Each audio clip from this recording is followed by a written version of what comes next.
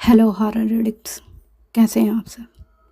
आज मैं फिर से हाजिर हूँ एक नई कहानी के साथ। एंजॉय। शहर में नया पब खुला था तो उस दिन शाम को मैंने और मेरे दोस्तों ने वहाँ जाने का प्लान बनाया।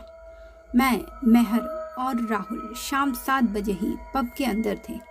पब का एटमॉस्फेयर भी पूरा सेट था। लाउड म्यूजिक, डांस फ्लोर पर थिरकते लड़के लड़कियाँ नशे में झूम रहे थे। जाते ही मैंने और राहुल ने ड्रिंक करना शुरू कर दिया था, पर मेहर ड्रिंक नहीं करती तो वो सिर्फ जूस ही पी रही थी। राहुल को चढ़ गई थी जल्दी ही और वो डांस फ्लोर पर नागिन डांस भी करने लगा था और सब एंजॉय कर रहे थे। तभी मेहर ने कहा, मैं वॉशरूम से आती हूँ, और उठकर चली गई। बहुत देर बाद भी जब वो वापस नहीं आई तो मैं उसे ढूंढने वॉशरूम की तरफ गया तो मेहर वॉशरूम के बाहर ही डर से सफ़ेद चेहरा लिए खड़ी थी, किसी चीज़ को देख रही थी।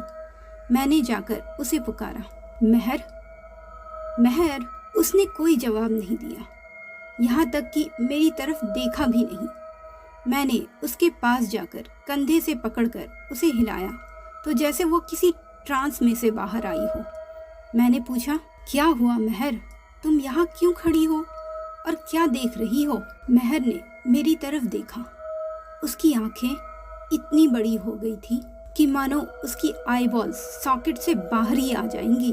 फिर घबराई हुई आवाज में वो बोली, राज, वो लड़की जो उस टेबल पर बैठी है वो तब से मुझे ही घूर रही है। मैंने वहां देखा जहां मेहर देख रही थी, पर वहां टेबल पर कोई नहीं था।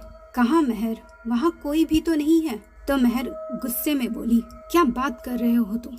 तुमको इतनी डरावनी लड़की उस टेबल पे दिखाई नहीं दे रही? ना मुझे वहाँ कुछ दिखा, ना ही मेरी समझ में कुछ आया, तो मैंने पब से निकल जाना ही बेहतर समझा।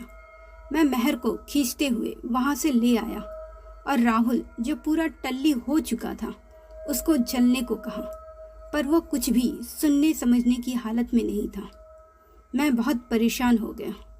फिर मैंने एक हाथ से राहुल को संभाला और दूसरे हाथ से मेहर का हाथ पकड़कर पब से बाहर आ गया। हम रिक्शा का वेट कर रहे थे, तभी अचानक मेहर डरकर चीखने लगी, राज, राज, वो लड़की यहाँ भी आ गई।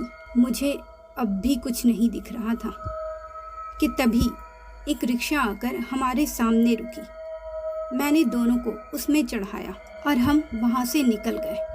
मैं सोच रहा था कि आज की शाम बहुत बुरी थी, पर मुझे क्या पता था कि मेहर की जिंदगी और कितनी बुरी होने वाली थी। उस रात के बाद मेहर की तबीयत और खराब रहने लगी थी। वो रातों को सो नहीं पाती थी। डरावने ख्वाब उसे सोने नहीं देते थे। उसे बार बार वही लड़की दिखती, कभी कमरे के किसी कोने में, तो कभी अलमारी के अंदर, तो कभी छत से उल्टा लटकती हुई। उसे देखकर मेहर डर से चीख पड़ती, रोने लगती। मेहर के घर वालों की समझ में कुछ नहीं आ रहा था कि क्या करे, और इधर मेहर की हालत दिन प्रतिदिन बिगड़ती जा रही थी। वक्त के साथ साथ मेहर के घर वालों को भी महसूस होने लगा था कि घर में कोई बुरी शक्ति है, क्योंकि घर के सारे पौधे बिना किसी कारण के सूख गए थे, और जब मेहर की माँ घर में पूजा करने की कोशिश करती तो दिया बुझ जाता या चीज़ें अपनी जगह से अपने आप गिरने लगती। इन सब के बीच उन्हें उम्मीद की एक किरण दिखाई दी। किसी ने उन्हें काली मंदिर के पंडित जी के बारे में बताया। वो पूजा पाठ के साथ साथ तंत्र विद्या में भी पारंगत थे। मेहर के पेरेंट्स उनसे मिलने काली मंदिर गए थे। तब वो किसी अनुष्ठान में व्यस्त थे। उनके शिष्य ने उन लोगों को अनुष्ठान से थोड़ी दूर में बिठा दिया था। थोड़ी ही देर बाद पंडित जी की नज़र उन लोगों पर पड़ी। उन लोगों ने वहीं से उनको प्रणाम किया। पंडित जी ने कुछ कहा तो नहीं, पर वो अनुष्ठान करते करते उनकी तरफ देखते रहे। जब अनुष्ठान खत्म हुआ, वो तुरंत लंबे कदमों से चलते हुए मेहर के पेरेंट्स की तरफ आए। उन्होंने फिर से उठकर पंडित जी को प्रणाम किया। पंडित जी ने सिर्फ अपना दायां हाथ आशीर्वाद के लिए उठा दिया। फिर गंभीर आवाज़ में बोले, आपके घर में किसी की तबीयत बहुत ज़्यादा खराब हो रही है। महर के पेरेंट्स ने उनको सारी कहानी सुनाई, जिसे सुनकर पंडित जी ने कहा कि पब से कोई बुरी आत्मा महर का पीछा कर रही है। ये सुनकर दोनों सन्न रह गए और एक दूसरे की शक्लें देखने लगे। पंडित जी ने बेलपत्र पर यज्ञ की भस्म में घी मिलाकर एक टीका तैयार किया और माता के चरणों के पास से एक ताबीज़ भी निकाला। इन चीज़ों को महर के पेरेंट्स को देकर कहा, आप लोगों ने आने में थोड़ी देर कर दी है। आज अमावस्या है। आज की रात आपकी बेटी के लिए बहुत ही कठिन होने वाली है, क्योंकि आज की रात बुरी आत्माएं और ज़्यादा शक्तिशाली होती है। मैं भी आज रात आपकी बेटी के लिए साधना करके कल आपके घर आऊँगा। आप ये तिलक और ताबीज़ किसी भी तरह से अपनी बेटी को पहना देना, वरना आपकी बेटी का बचना मुश्किल होगा। माता आपकी रक्षा करे। उन लोगों ने पंडित जी को प्रणाम किया और घबराते हुए घर वापस आए, पर घर पर तो कोई और नज़ारा उनके इंतज़ार में था।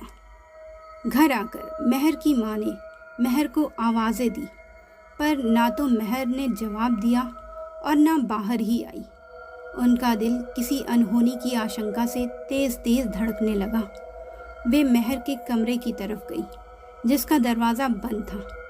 उन्होंने दरवाज़ा खोला तो कमरे में पूरा अंधेरा था। दरवाज़ा खुलने से हॉल की रोशनी में महर कमरे के एक कोने में घुटनों में सिर दिए बैठी दिखाई दी। उन्होंने लाइट ऑन की और महर के पास जाकर उसके सिर पर हाथ रखा तो एक खौफनाक सी आवाज़ आई, आ गई तुम। आवाज़ सुनकर वो 2 कदम पीछे हटी थी कि तभी महर ने अपना सिर उठाया। उसका चेहरा बहुत ही भयानक हो रखा था। पूरे चेहरे पर नाखूनों से खरोचने के निशान थे। उसकी आंखों के चारों ओर काले घेरे और उसकी आंखें अंदर धंस चुकी थी। महर की माँ डर कर गला फाड़कर चीख पड़ी तो उसके पापा भी भागते हुए कमरे में आए। मुझसे छुटकारा पाने गए थे ना, क्या हुआ? नहीं मिला छुटकारा? फिर महर के गले से एक खौफनाक हंसी गूंजी। अब देखो मैं इसका क्या हाल करती हूँ। ये कहते हुए महर ने अपने चेहरे पर नाखूनों से खरोचने लगी, जिसमें से खून भी बहने लगा था। महर बेटा, ये क्या कर रही हो? होश में आओ, मत करो ऐसा। महर के पापा ने डरते हुए कहा, कौन महर? मैं तो महर नहीं हूँ। महर की माँ ने डर कर अपने पति का हाथ कसकर पकड़ लिया और चुपके से ताबीज़ उनको पास भी कर दिया। दोनों ने हिम्मत करने की ठानी और आंखों आंखों में इशारा कर लिया। महर की माँ ने हाथ में तिलक बाहर निकाला और कहा, बेटा ये तिलक लगा लो, तुम ठीक हो जाओगी। तिलक देखकर महर गुर्राने लगी। हटाओ, इसे मेरे सामने से हटाओ। जब महर का ध्यान तिलक पर था, उसके पापा ने पीछे से झट से वो ताबीज़ उसके गले में डाल दिया। ताबीज़ गले में पड़ते ही महर चीख पड़ी। उसका बदन अकड़ने लगा तो मौका पाकर उसकी माँ ने तिलक भी उसके माथे पर लगा दिया। अब तो महर और ज़्यादा चीखने और तड़पने लगी, फिर बेहोश हो गई। थोड़ी देर बाद जब उसको होश आया तो वो नॉर्मल थी और अपनी माँ से लिपटकर जार जार रोने लगी। अगले दिन पंडित जी आए। पहले पूरे घर को शुद्ध किया, फिर ज़मीन पर कुछ अजीब से चिन्ह बनाकर उन्होंने उस पर अनुष्ठान किया। ताबीज़ की वजह से महर ने भी कोई हंगामा नहीं किया और पंडित जी ने घर में हवन करके उसमें आत्मा को जलाकर भस्म कर दिया। फिर कुछ ही दिनों में महर पूरी तरह से ठीक हो गई। इसके बाद ना मैं ना महर कभी रात को किसी भी पब में गए। तो मित्रों, कैसी लगी ये स्टोरी? अपनी राय कमेंट बॉक्स में ज़रूर दीजिएगा और ये भी बताइएगा कि आप ये कहानी कहाँ से सुन रहे हैं। धन्यवाद और मेरे चैनल को सब्सक्राइब करना बिल्कुल मत भूलिएगा।